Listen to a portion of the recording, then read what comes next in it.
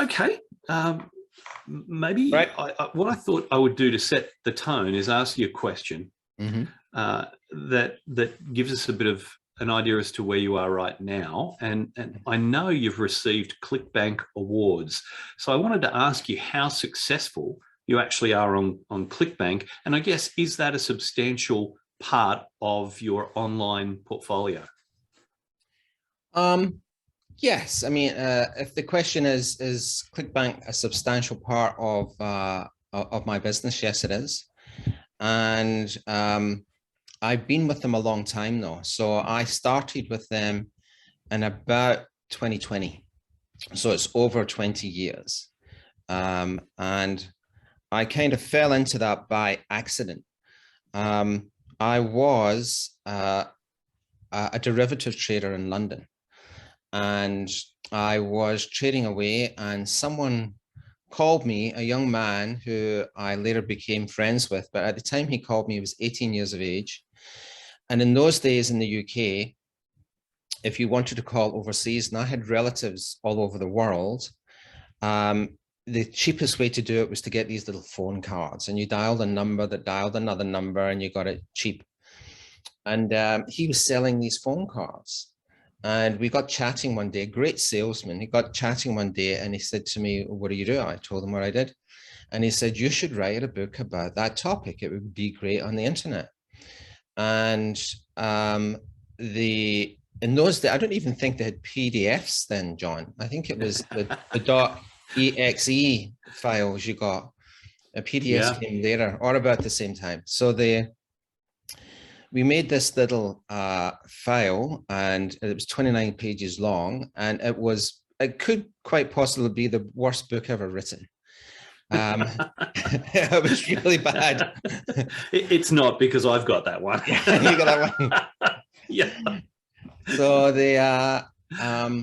and then I put it on the market, and one of the biggest affiliates in ClickBank approached me and said, send me a copy of your book and I'll consider promoting it.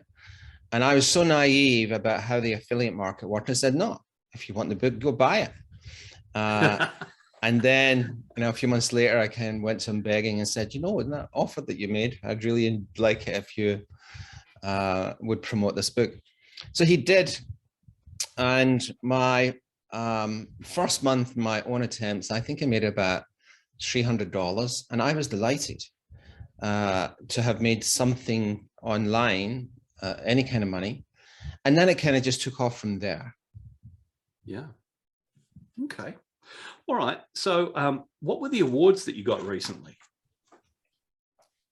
In that particular organization, the top percentage, or people who sell over $250,000, get what they call a platinum award.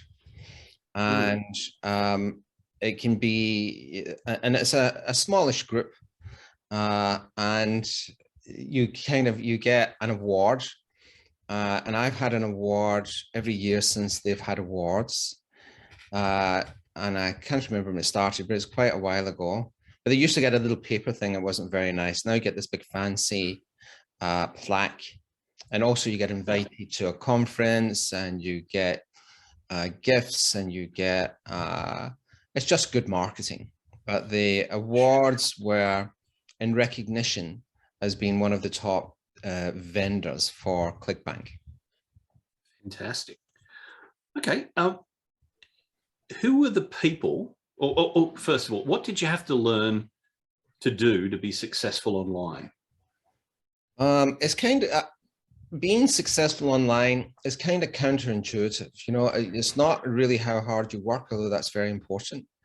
It's more about learning the basic skills of business. So if you wanted to build an online business, you have to understand how the mechanics work, obviously. But some of the, the big breakthroughs that I would say came when a lot of affiliates, or a lot of people who sell stuff online, when they have some success, they tend to take that money and they go and spend it in their lifestyle.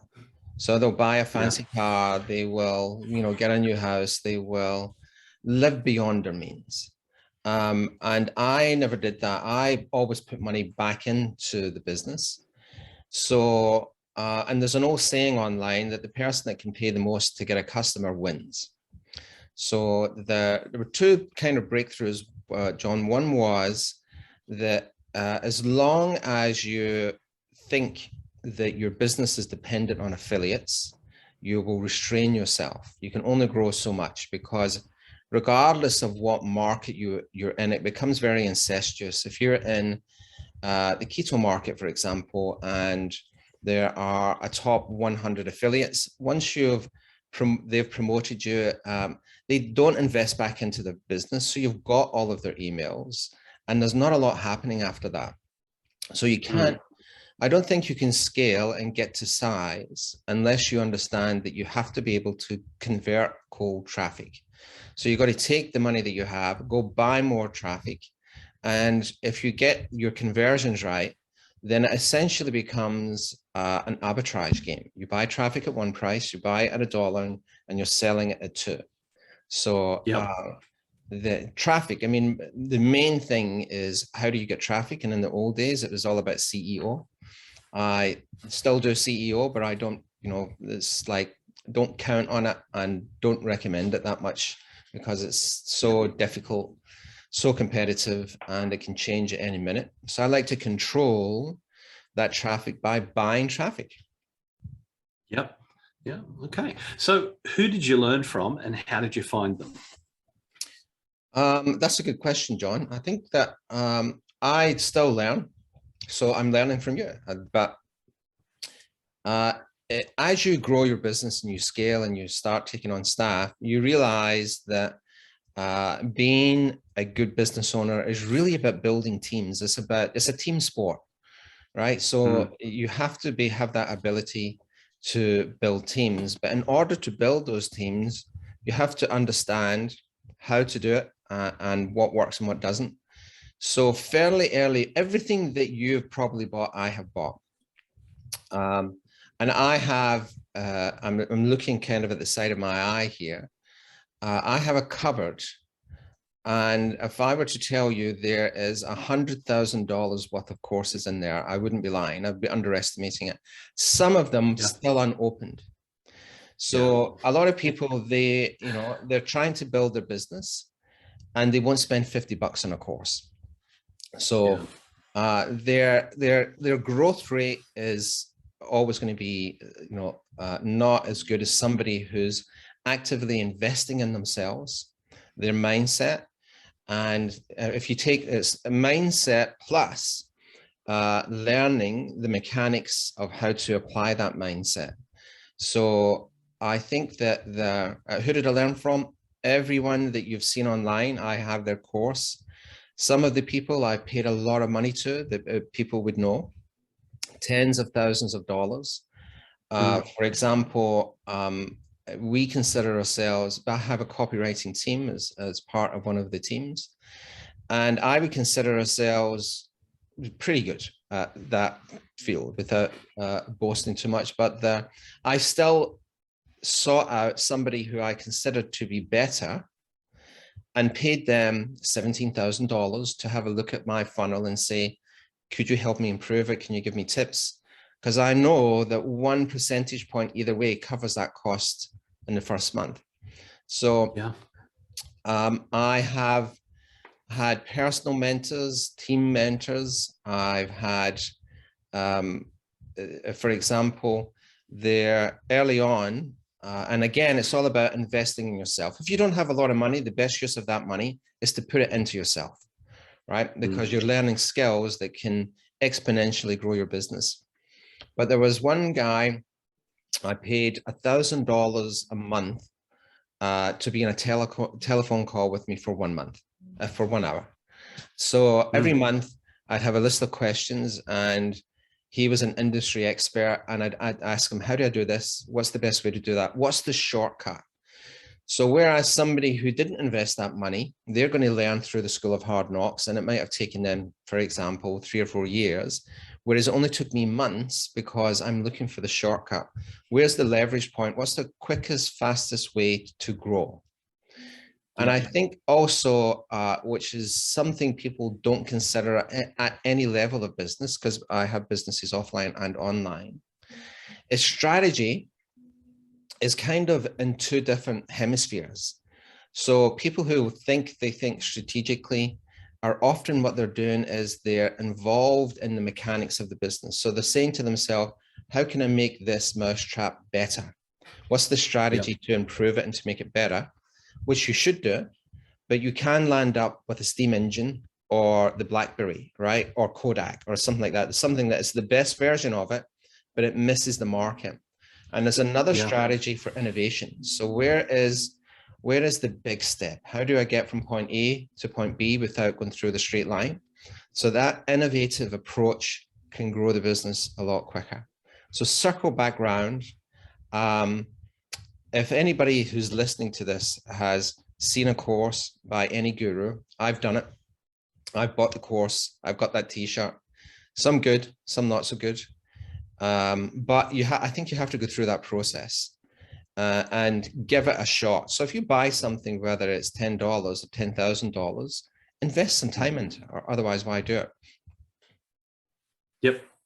Terrific. Thank you. I have read an article which called you, I think, the king of outsourcing. So you did. You use, do you use a lot of outsourcing, and do you have teams that are separate and apart from your business that you pull in? Yes. So I haven't had, and one of the things, is to take that mindset is, first of all, it's a commitment to make something happen. And then how do you make it happen?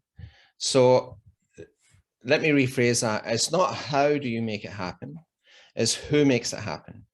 So if I'm trying to achieve a goal, what I'm really trying to say is, I'm not trying to figure out how to do it. I'm trying to find someone who's done it and hire them or learn from them to cut that learning part down. So we have done, I haven't had an office. I mean, this is my home office.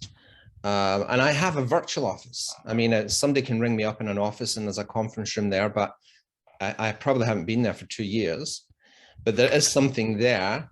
But all of my staff for the last, I'd say since 2004-ish have been outsourced.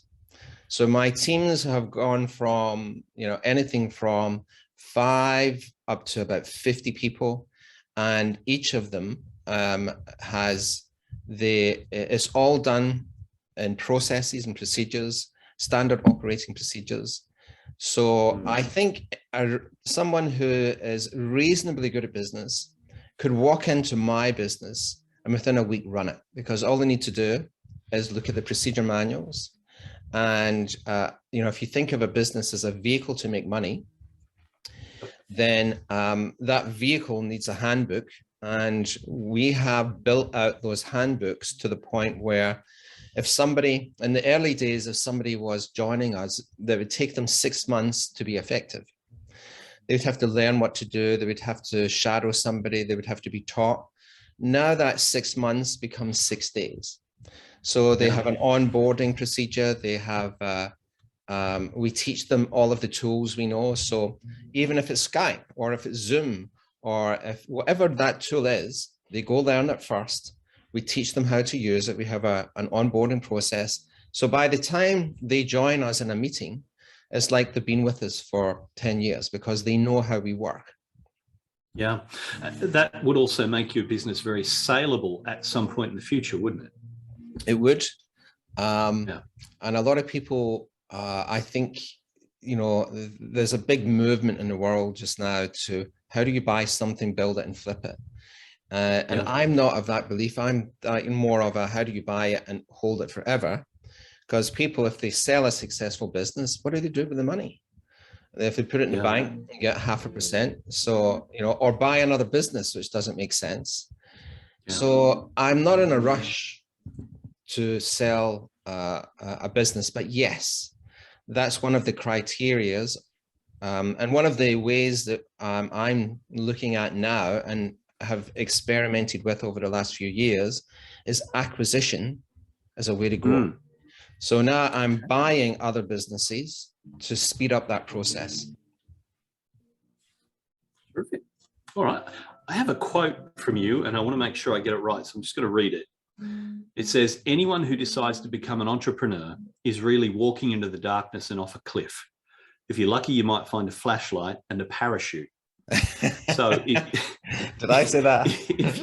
Apparently you did. If you had some essential advice for those just starting out in online marketing, what would it be? I think that it's that commitment to make something work. So, for example, you might have, let's say you've got somebody who has been retrenched or have been stood down, or for some reason they no longer have a job.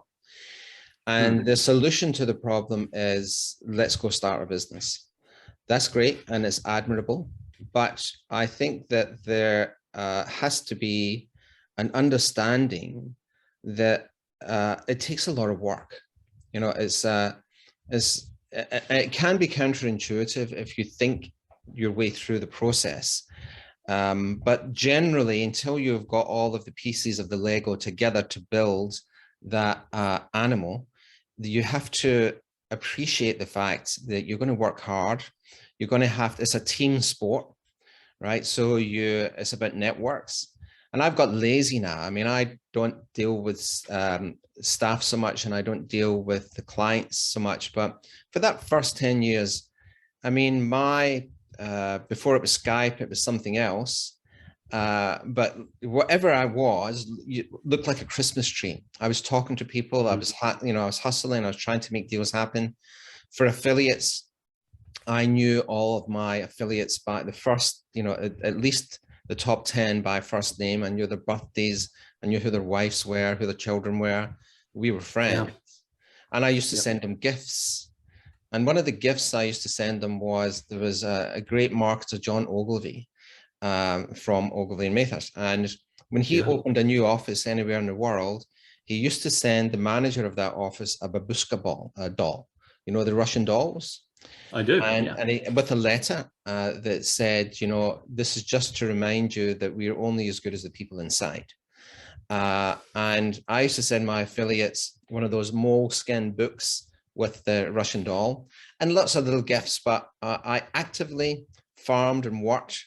I never assumed it was all about me. I knew that I could only get to where I wanted to go by helping other people, by returning favors, by connecting people, by trying to genuinely get people to where they want to go. And as you probably, and we have done some stuff in the past where I've taken, a lot of people, and with no expectation of reward, just trying to get something back out there and into the market. And I think that's important too. You've got to get back. Yep. Fantastic. All right. That's great. You also said an entrepreneur is a unique individual who will carry on even when there is no hope of success until he finds a way.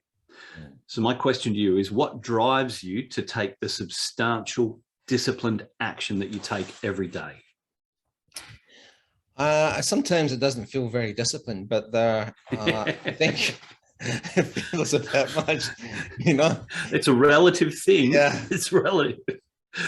I think it's, it's kind of that thing where I speak to people all the time, especially in business, and they've, it's kind of, with my wife and I, it took us a while to get into that rhythm, because being in business, there's no such thing as life-work balance. It doesn't exist. It's like, if you're going to be a sportsman, you're unbalanced towards that thing. You're obsessed with that thing. And, in the early days when we had a young family and everybody stops work at, at 3 o'clock on a Friday, and they have a barbecue, or they go to a game, or they do whatever, I couldn't. Because I was meeting people, or I was working at odd times because they were in different parts of the world. And I always wanted more for myself and the people around me. So it's easy to have a reasonable house, a reasonable car, and a reasonable income. Be average. I don't think it's hard to do that. I think it's hard to be outside of that, and you have to really motivate yourself to do that. So, I think that all of the things that you've read about, affirmations, I was big in that. A vision board, I was big in that. Repeating to myself where I wanted, I was big in that. And I think actually the biggest danger isn't it's not making money, it's actually keeping money that's the hard part.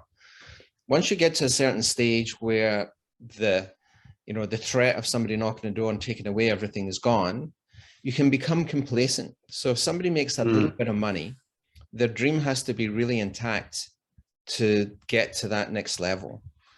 I read a report years ago in the UK, it was, where if you, a businessman who earned £50,000 could afford a 4-bedroom house and 2 BMWs, and most of them never went beyond that because that's a good life, right? Yeah. So what is it that drives you past that to get to that 1% of people? And it's a solo trip built with teams. So if you are an entrepreneur and you're thinking, you want to share that with your wife or your friend or the team, that's not going to happen. You have to you can share the concepts and ideas, but your journey is your journey. Your difficulties are your difficulties. So unless people are okay with that and comfortable, and also the road of uncertainty is where wealth and success and everything you want lies. If you're uncomfortable with uncertainty, you will never achieve the goals that you want. So I'm okay waking up every day, not knowing if there's any money there, with the confidence that I can make something. And I've moved from a lot of different countries. I'm Scottish, now I live in Australia, but each time I move to a different country, I essentially start again, but I'm very confident in my ability to generate money, or at least enough to support the family. But I know that journey is a solo journey. It's I'm resign myself to the fact that I'm okay with that. I have relatives who would have a stroke if they had to look at some of the things, what my break-even point was every month, or things that we did. I'm okay with that. But there's an illusion, I think, that exists that if you have a job, if you're employed, that there's security in that. And I think we found out when the pandemic hit, on a general wholesale scale, that's just not the case. And realistically, that could happen at any time for anybody. So if they considered that they had to make a break-even point of the wage that they were paid every week or every fortnight or whenever it happens, that becomes a lot more confronting than just having it turn up in your bank account on a regular basis. But that can end at any time. So, I think there's certainly, I think there's the same level of risk, but I think there's a lot more personal responsibility if you decide to strike out on your own. Okay. Well, let's look at the other side of that question, John. Sure. There are, there's two things going on there. One is that yes, that's absolutely true what you said, but the upside is you have so much freedom when you want it. So if I decide that I want to go to the movies today or take a trip, once you've got things in place, I feel like I have a lot less stress because I will do it. I have designed a lifestyle for myself that you can't do when you have a job. And I think the goal or the mistake people make is trying to put a money dollar on it, right? Rather than a lifestyle, so some people's idea of a great life is to go live under a tree or watch the waves come in. And I've done all of those things. I've, retired in my 30s and went and sat by the beach for a while. But it's where you find contentment and peace and some kind of calm in your life where you say, I'm okay with this. But that's very hard to do with a job because you're continuously constrained by what other people want from you. Yeah, so I get exactly what you're saying there. That's lifestyle is a really important thing, and there are some lifestyles that cost you almost nothing to do. I remember one of my bosses saying to me at one stage, asking me, "Did you know you can go and live on the beach in Vanuatu, eat what comes out of the ocean, and sleep on the beach?" And I don't know if he was trying to give me a message or what was going on, but he's absolutely right. So, okay, I have two more questions. If you eat something in Vanuatu, there's a good chance you'd land up in the hospital. I've been there. Okay. All right. I have two more questions for you. One is, how has the pandemic affected your online business? And how do you deal with that? When the pandemic first, we haven't been affected overall. In fact, we've improved our business as more people move online and onto to make things happen online, yes. And people are restricted in that lockdown area. What I did notice was at the beginning of the pandemic, for the first 2 months, results were lumpy. So whereas we would expect a certain amount of money every day with a variance of say 20%, that became almost 50%, but the end result was the same. But people got very nervous about how much money they have, and rightly so, what they should and shouldn't do.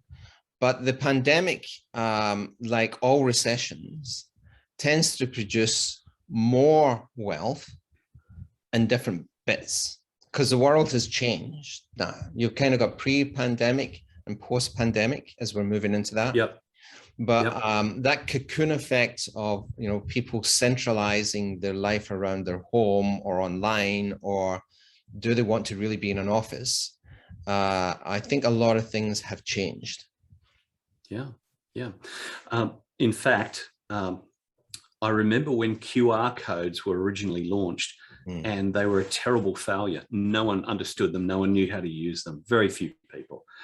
Everybody knows how to use QR codes now, because they're a requirement to be scanned into businesses. And I'm actually thinking that they can go, I can start using them commercially, because enough people actually understand how to use the QR code. So yeah, you're absolutely right on that. My last question for you, Mark, is I have a concept. Everybody talks about their why. What's their why? My concept is that your why is an acronym. It stands for your wholehearted yearning. And so it's the thing that you want above everything else. What's your why that drives you to do what you do? I think initially it was, is to be the best version of me, to be the best version spiritually, emotionally, financially, physically, and to try and work towards that. So that I think that how you do one thing is how you do everything. So if you want to try and find some peace in this world and go and enjoy the process of life, you have to be present there. So I always try, regardless of what I do, to be present. A copywriter actually asked me last week, he said, how do you not, because it's a very competitive field, copywriting, and that particular person wasn't doing too well for a short period. He said, how do you not get depressed or emotional when it doesn't work? And my reply was, I never get depressed or emotional about stuff like that, because I'm 100% there. And if that never worked, I'm okay with that. I'm not okay with if I only made a half-hearted attempt at it. So when you and I are speaking here, there's nothing else in my mind other than trying to give you the best value possible in this interview. But trying to be, I don't want to die and with that many regrets. So I want to kind of die skidding into the coffin with one lung and almost dead, and really have exhausted life. I don't want to die Yep. healthy and never having tried anything. Yeah, I understand. I had a friend say to me once that that they wanted to die in their sleep in bed, and I said, no, no, no. It must involve speedboats and supermodels. Yeah, I know what you mean. Okay. So let me ask you, just so that we can give the your group or people something. It's about mindset, right? Yeah. It's focused in and around mindset. What do you think is the thing that is the missing bit in between? So the very first thing I would say is this: people don't stop to take a look at the task ahead of them. They just decide to move straight into doing. So they'll pick up a course, or they'll pick up the shiny object that's popped up in front of them, and they'll then dive into that and just do what it says straight away to whatever results they get. So there are a few problems with that. And sometimes they buy things that somebody's been doing for the past 5 years, and all of a sudden it doesn't work, so they sell it as a course, right? So that can happen. But the problem is they don't stop and take really clear stock of where they want to end up. They don't take clear stock of where they are right now. And then they don't chart a path to get from one to the other. And there are some mindset qualities that they need to put into place. I talk about, I have a model called the 7 C's, and it starts with clarity, and that's what I just talked about. It then goes to cause, which is your why. It's what drives you every day. It goes to competence. So it's about modeling and learning from people who really know what they're doing and who are actually doing it. Then it goes to confidence. So you need to be able to move forward with that confidence in yourself that you are competent to do and deliver the value that people are paying for. Then it goes into certainty. And that's the knowledge in yourself that just like the sun rises every day, you are going to reach that goal no matter what, that your GPS is recalculating all the time to get you to your destination. The next piece is about consistency. What drives you to do those things every day? And you might notice some of these reflected in the questions that I ask you. So consistency is just about taking those actions that you need to every day to get you to where you need to go. The next piece is celebration. Celebration is about enjoying yourself along the way. So when you mentioned if you had just done a half-hearted effort, it wouldn't be okay. So for me, that translates into creating performance-based goals rather than results-based goals. So I'm going to put together 10 ads and I'm going to choose the best one, and then I'll run that. If that's successful, great. If it's not, I'll go back and I'll rework that. But I'm not going to get disappointed because the ad was unsuccessful. I'm actually going to go back and just reperform and find something that is. I'm going to work until I get to where I want to go. So for me, it's a journey, and those 7 things all come together. Rather than, I've got to the end, it's celebration now. Celebration is actually followed by a bonus C, and that's cycling. So you go back into clarity again. What's the next step? What's the next challenge that I have? Or what's the next piece to take me to my greater vision? So that's what I think is necessary to be there. I would like to offer an alternative. I think everything you said is very important. If I think about what I've done in mental disciplines, although you have articulated it much better than I could, I've probably assimilated that over the years. But I think if you give me a choice between somebody who bought something and jumped in without any thought, or somebody who planned a lot, I'll take the guy who jumps in first. And the reason is I see a lot of people who won't engage the enemy, and all plans fail when you engage the enemy. You got to get in the ring and take a few punches. But to help overcome that, one of the things that, in our evolution, our brain has almost doubled in size, right? Since we started into where we are now, and it's because of the frontal lobe. And the purpose of that frontal lobe, if you like, is to play scenarios. We're the only animal that can do that, is to think ahead and try different concepts and ideas in our mind. And people should think more about those consequences, and because you can play unlimited scenarios in your head for different outcomes rather than just jump in. So first prize would be just get started. Second would be think it through, like you're saying a little bit. And I'll give you an example of that. One is that when the British Army went into India, they were very worried about the cobras, the snakes. So they made a decision, so that's the decision, that they would hire the locals to kill the snakes, and they would pay them for every dead snake that they brought to them. So that's the first consequence of that decision. So the locals figured out, hey, if they're going to pay us, let's breed the snakes rather than find them. So, so that was the second consequence of, so you had the decision, the first consequence. The second consequence was we had this cottage industry of breeding snakes.